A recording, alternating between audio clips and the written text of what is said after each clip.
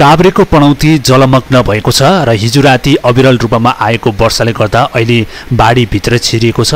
पानी चाहिँ पनौतीको बजारभित्र छिरिएको छ भने यहाँ सयौं घर डुबानमा परिसकेको छ। यहाँ चाहिँ पसलहरू पनि डुबानमा परिसकेको छ। यहाँ हेर्न सक्नुहुन्छ माटो ढुङ्गा सहितको लेदो पानी आएको छ र बाढी आइसकेको छ।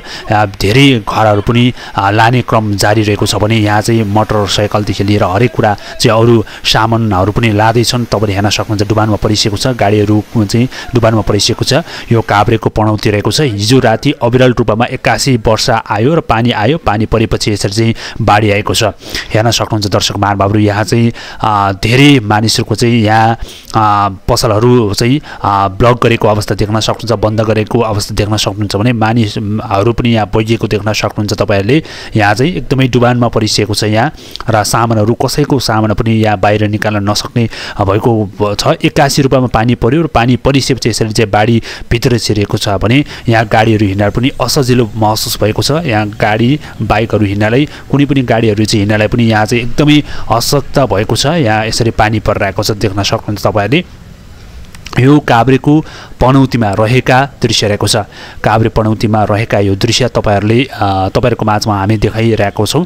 यहाँ काभ्रेको पनौतीमा भएका यो दृश्य रहेको छ भने धेरै मानिसहरू यहाँबाट चाहिँ भसै सार्ने काम पनि जारी रहेको छ। दर्शक महानुभावहरू, यो अचम्मै लाग्ने एउटा घटना भएको छ। काभ्रेको पनौतीमा यस प्रकारका एकासी पानी आयो र पानी आएपछि यसरी डुबानमा परेको छ। दर्शक महानुभावहरू हेर्न सक्नुहुन्छ बाइकहरूदेखि लिएर मानिस हिँड्न पनि धौधौ भएको छ। ट्याक्सीहरू र कारहरू हिँड्न पनि नसक्ने अवस्था भएको छ। तपाईले हेर्न सक्नुहुन्छ यो काभ्रेको पनौतीमा चाहिँ विभिन्न प्रकारका चाहिँ यो बाढी पहिरोले चाहिँ धेरै नै सताइरहेको अवस्था देख्न सक्नुहुन्छ। पनौती बजारमा छिरेको देख्न सक्नुहुन्छ र खोलाका चाहिँ बाँधीहरू र खोलाका बाढीहरूदेखि लिएर नाली फुटेर पनि कहिलेकाहीँ एकदमै बिजोको अवस्था देख्न सक्नुहुन्छ भने नेपाल सरकारले काभ्रेको पनौती बजारमा चाहिँ नेपाल सरकारबाट केही चाहिँ राहतहरू दिने काम अथवा चाहिँ राहत गर्ने काम कहिले पनि गरेको छैन। नेपाल सरकारले ध्यान आकर्षण पनि भएको छैन। त्यसो भएका कारणले गर्दा यस्तो आएको छ। हेर्न सक्नुहुन्छ यो काभ्रेको पनौतीमा रहेको छ। यहाँ ठुलो सङ्ख्यामा तर ठुलो चाहिँ मात्रामा चाहिँ बाढी पहिरो आएको छ। हेर्न सक्नुहुन्छ र गाडीहरू हिँड्नलाई पनि असजिलो महसुस भएको छ भने त्यहाँ बजार व्यवस्थापन गर्नका लागि र मानिस हिँड्नलाई पनि एकदमै गाह्रो भइरहेको अवस्था देख्न सक्नुहुन्छ। 81 रुपियाँमा परेको पानीबाट अविरल रूपमा चाहिँ वर्षा आइसकेपछि यसरी चाहिँ पानी पर्यो र पानी परिसकेपछि बाढीले चाहिँ लान खोज्यो र धेरै सामानहरू पनि बगेको छ। बाइकहरूदेखि लिएर स्कुटरदेखि लिएर हरेक मानिसहरूको सामग्रीहरू चाहिँ डुबानमा परिसकेको छ। दर्शक महानुभावहरू, यो काभ्रेको पनौती क्षेत्र रहेको छ। काभ्रेको पनौतीमा यसरी चाहिँ बाढी पहिरो आइरहेको देख्न सक्नुहुन्छ भने खोला पनि एकदमै ठुलो सङ्ख्यामा र ठुलो रूपमा यसरी बाढी पहिरो आएको छ। खोला बगिरहेको देख्न सक्नुहुन्छ तपाईले। यो दृश्य देख्न सक्नुहुन्छ र एकदमै ठुलो सङ्ख्यामा पानी आएको छ। हेर्नुहोस् त यहाँ घरै बग्ने टाइपको चाहिँ ठुलो सङ्ख्यामा ठुलो रूपमा चाहिँ मात्रामा चाहिँ पानी आइरहेको छ। नेपाल सरकारले यसमा कसरी चाहिँ ध्यान आकर्षण गरेको छ, नेपाल सरकार कसरी हेरेको छ भन्ने कुरा पनि चासो हत्तो पत्तो नै छैन र गोकुल बास्कोटादेखि लिएर अन्य विभिन्न काभ्रेका प्रतिनिधि व्यक्तिहरूले पनि यसमा चाहिँ अनभिज्ञ रूपमा हेरिरहेको अवस्था देख्न सक्नुहुन्छ। हेर्न सक्नुहुन्छ काभ्रे पनौतीमा चाहिँ यस प्रकारका दृश्य देख्न सक्नुहुन्छ। यहाँ चाहिँ यसरी मठमाला र मठ मन्दिरहरू पनि लैजाने अवस्थामा जारी भएको छ भने कयौं चाहिँ सङ्ख्यामा मानिसहरूको चाहिँ सामानहरू बगिसकेको छ। दर्शक महानुभावहरू हेर्न सक्नुहुन्छ काभ्रेको पनौती स्थित भएका यो पनौतीका चाहिँ दृश्य रहेको छ।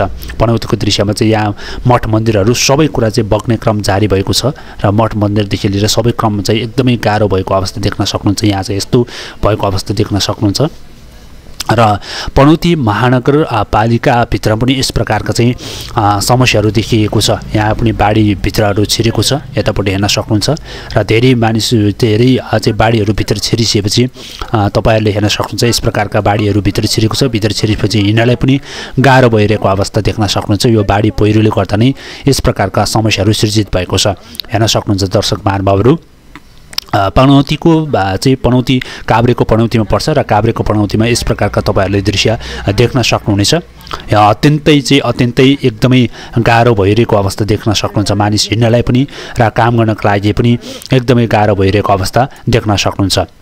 र मान्छे हिँड्न पनि एकदमै गाह्रो भइरहेको अवस्था छ। खुट्टा टेक्न पनि नहुने र चिप्लिने डर र तल झर्ने चाहिँ झर्न सकिन्छ भन्ने किसिमको पनि तपाईँले हेर्न सक्नुहुन्छ। यस्तो प्रकारको दृश्यहरू तपाईँहरूले देख्न सक्नुहुन्छ।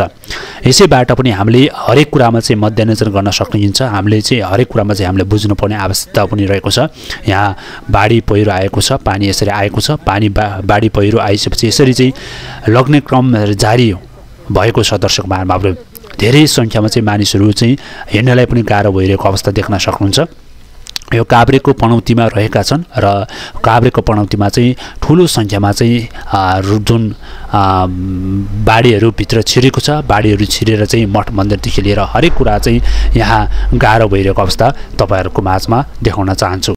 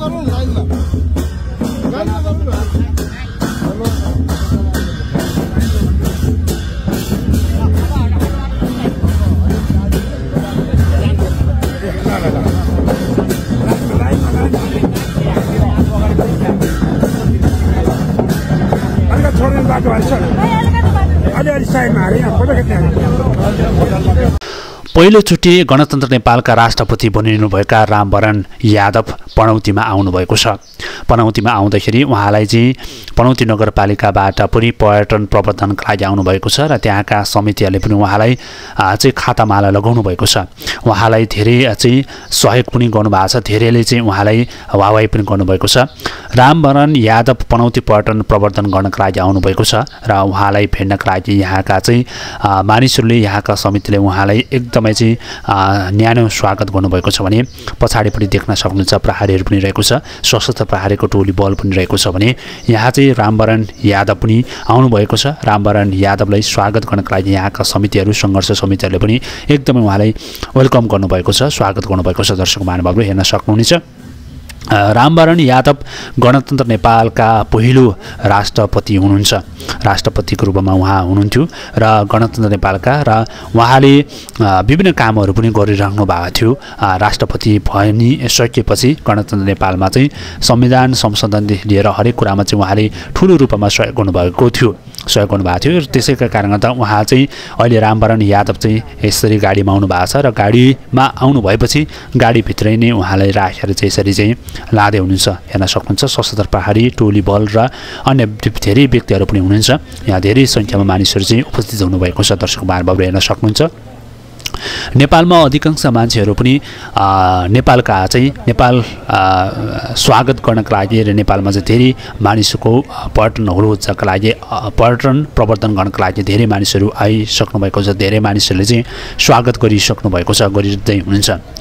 रामवरण यादव पछिल्लो समयको एक विशेषता व्यक्ति हुनुहुन्छ। नेपालकै गणतन्त्र नेपालका राष्ट्रपति हुन्छ, पहिलो राष्ट्रपति उहाँ भएको कारण त उहाँलाई स्वागत गर्नका लागि धेरै मानिसहरू चाहिँ उपस्थित भएका छन् र उहाँलाई ढोल तबला मादलदेखि लिएर नेवारी शैलीबाट पनि उनलाई स्वागत गरेको देखिन्छ। दर्शक महानुभावहरू हेर्न सक्नुहुन्छ।